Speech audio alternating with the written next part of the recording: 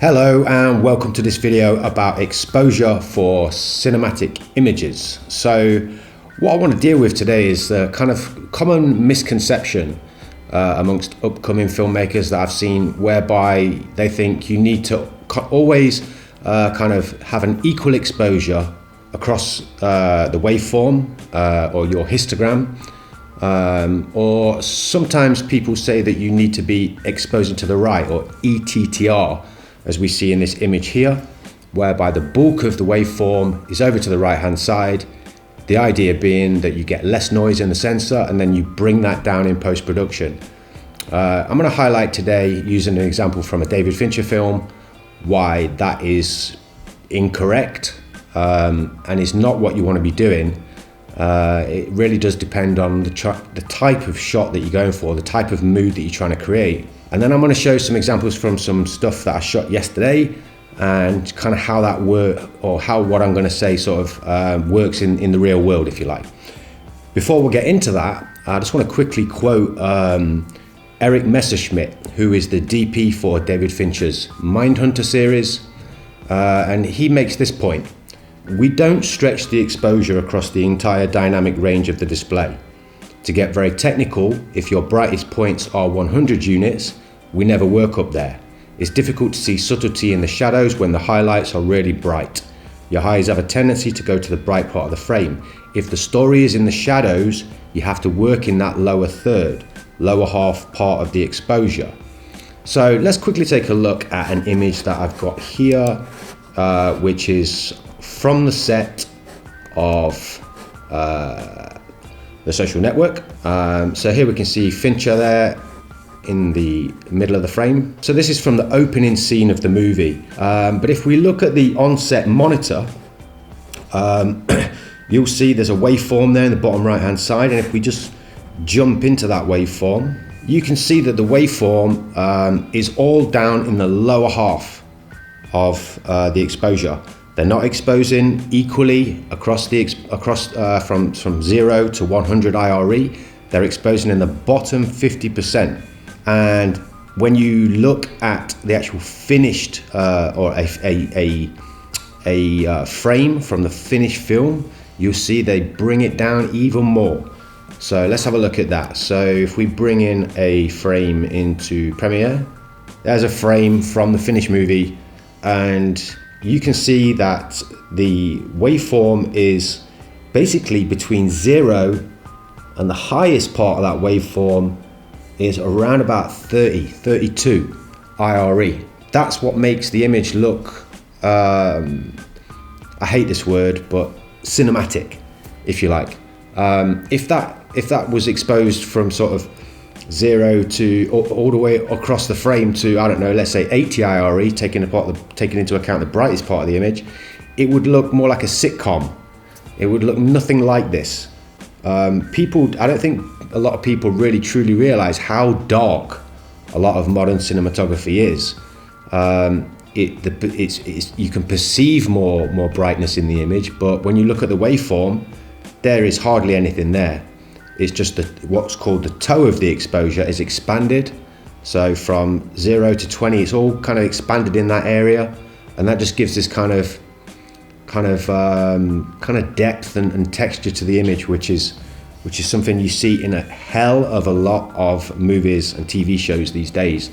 They're exposed just like this.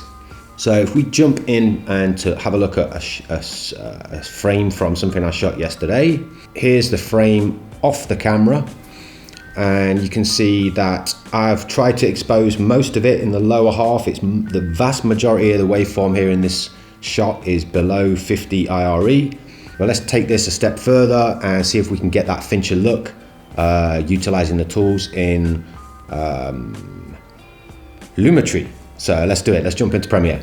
All right, so here we are inside Premiere. So I've just got an instance of Lumetri on there. What I'm going to do is going to increase my contrast ever so slightly, not too much. I'm going to start with my shadows, and I'm going to drop them right down, further than you would think. So about there, that should do for now. Come back to that in a minute. I'm going to go over to my color wheels. In the midtones, I'm gonna drag between yellow and green. I'm gonna drag that quite far like that. Then I'm gonna do the highlights. The fan on my laptop, it sounds like it's gonna take off, but we'll keep going. I'm gonna drag the highlights into the yellow as well. Okay, that's looking good. Go back to my basic correction. I'm gonna increase the contrast more. Blacks are clipping ever so slightly there, just lift them up a tad. And then I'm gonna bring my highlights down even more. So there, so we get something like that. So if we flick between mine and the social network, obviously this is a Hollywood movie with millions of pounds to spend. I shot this last night in my living room with one actor and one £30 LED light. But you see where I'm going with this. You want to be exposing, for a shot like this, or for a mood like this, you want to be shooting, exposing way lower down. You want to be exposing kind of obviously you don't want to be crushing the blacks. You want to make sure that your blacks are not crushed, but you don't want to be exposing across the whole waveform. You want to be exposing in the lower half, and you want to be bringing that down way more in post-production to get this type of vibe anyway. And that's why I said at the very beginning of this video, the advice of exposing across the entire dynamic range. I mean, sometimes that does apply. It depends what you are shooting. But if you're going for some kind of cinematic vibe, moody vibe like this, then you don't want to be doing that, because you will not be able to bring it down sufficiently to get the look in post-production. You'll have shot it way too high to begin with. You want to be shooting way lower down in the range of the sort of IRE scale, and then bringing it down even further in post-production, kind of, but not crushing it. So you want that expanded toe. So you, between 0 and 20, you're working in that range there, which is kind of what you can see going on here. Let's take a look at another one quickly, another shot of mine. So we'll come to this shot here. I've actually exposed this shot too bright to begin with. Look at the waveform. So I kind of messed up here. So we'll see if we can salvage it. That waveform really should be, all of it should have been lower down in the exposure, but we'll see if we can rescue it. So I'm going to bring down, first I'm going to add some contrast. Then I'm going to bring my shadows right down, and the blacks right down. Might just bring my exposure down as well. Then we're quickly going to do this real quick. We're going to go and grade it. Midtones dragging between yellow and green. Highlights over towards yellow as well. Now we're starting to get there, but I don't like this sort of blank space. I mean, I'm shooting in a sort of quite blank apartment, not ideal. What we're going to do there is going to put an adjustment layer above it. And then on that adjustment layer, I'm going to create a window. Oh, wrong layer.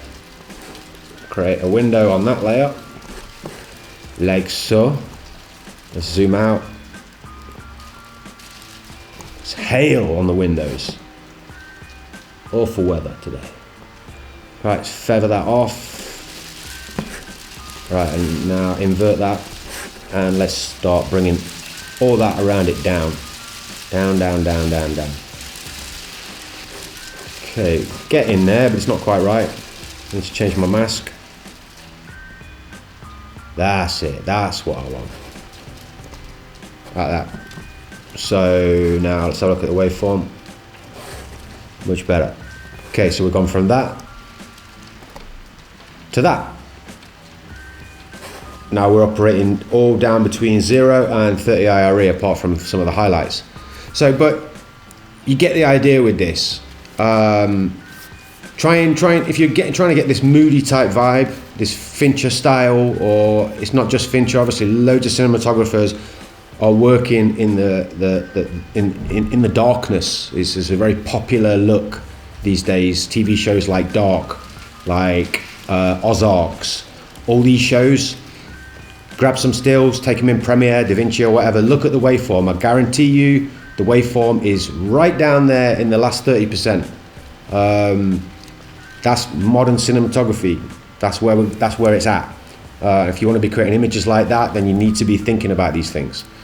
Hopefully you've got something out of this video. I'm going to try not to waffle anymore, and yeah, I'll see you on the next one.